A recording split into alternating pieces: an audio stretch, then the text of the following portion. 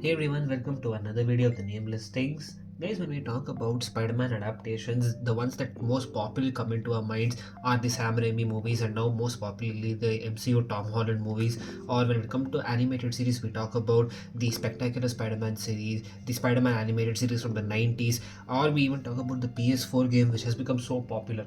But the Ultimate Spider-Man is one that's lost in between where it's not exactly bad but it's not exactly great either, and because of its mixed opinions it doesn't get the enough recognition that I feel it deserves. So guys, today let's take a look at this Ultimate Spider-Man issue 1 from the Disney XD series, which was a free comic book that was given during the Halloween Comic Fest.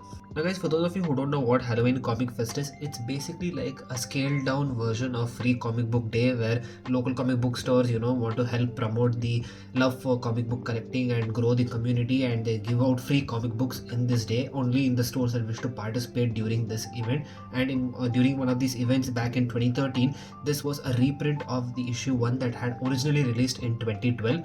This series has about I think 30 comics, and the story is not following in a sequential order. They're all random retellings of the animated episodes that we see on Disney XD, but they are nonetheless very fun to have in a comic book format and read it. So without any further ado guys, let's take a look at this book.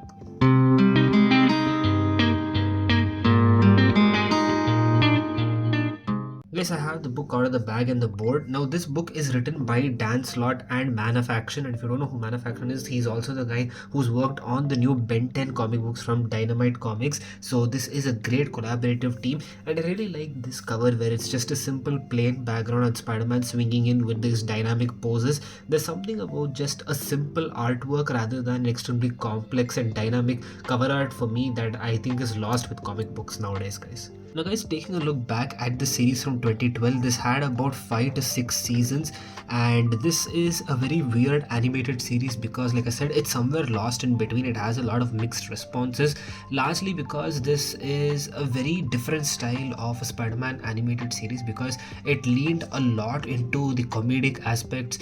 It was very fast paced, it had a lot of fourth wall breaking, and I think this is the only series that has had numerous team up with all the other Marvel superheroes and Marvel villains and explored a lot of major Marvel tales as well.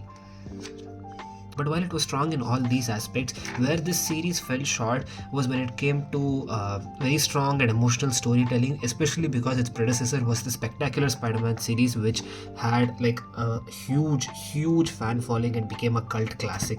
And with recent news that Spectacular Spider-Man is going to be renewed for a season 3, the hype for that series is going to grow a lot more stronger because it was an amazing series. I love the 2 seasons and I cannot wait to get more of it, especially knowing the fact that how they had planned for a lot more series and it with ending with Peter and MJ getting together and also having one of the best interpretations for MJ, which is something that we so desperately need.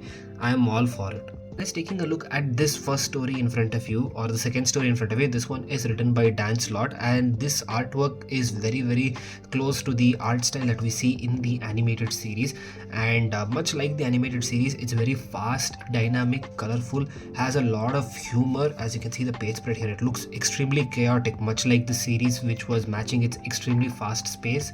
And it was also breaking the fourth wall a lot while Spider-Man is narrating his stories and making the jokes, which was a very Deadpool kind of thing, but it very well fit for this character.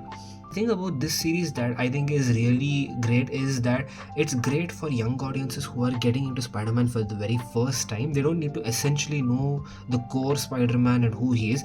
They can just have fun reading this comic book, seeing this series, and seeing him interact with so many people. It's a great starting off point.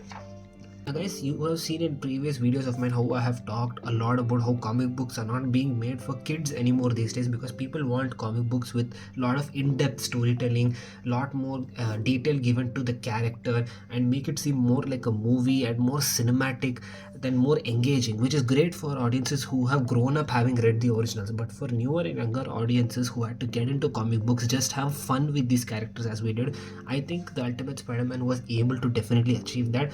And I think the series that came after this, the Marvel Spider-Man, was not that great. At least I didn't like it all that much because they took a lot of creative liberties with what the character dynamics were going to be and who became what, and it didn't just personally click for me. But I think the Ultimate Spider-Man was amazing, it really did feel like a comic book coming to life with the way the panels looked, with the way the animation looked. I thought his suit looked clean.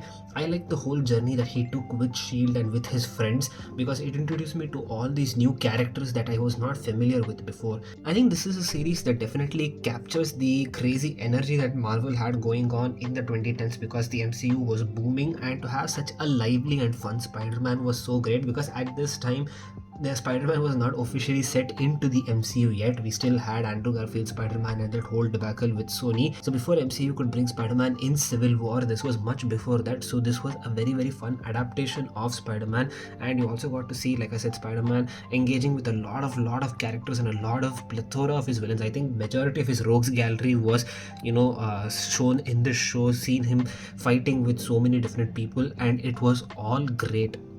And I like the way they ended this series with how his journey with Shield was not something that was a definitive arc, but more of a stepping off point, because he's become more mature, a more wiser leader, and a more stronger superhero, where he can solo completely without making all the rookie mistakes. Because in this series, he started off as a rookie, just having got his spider powers very recently, to the end of the series where he had grown and become like a veteran superhero.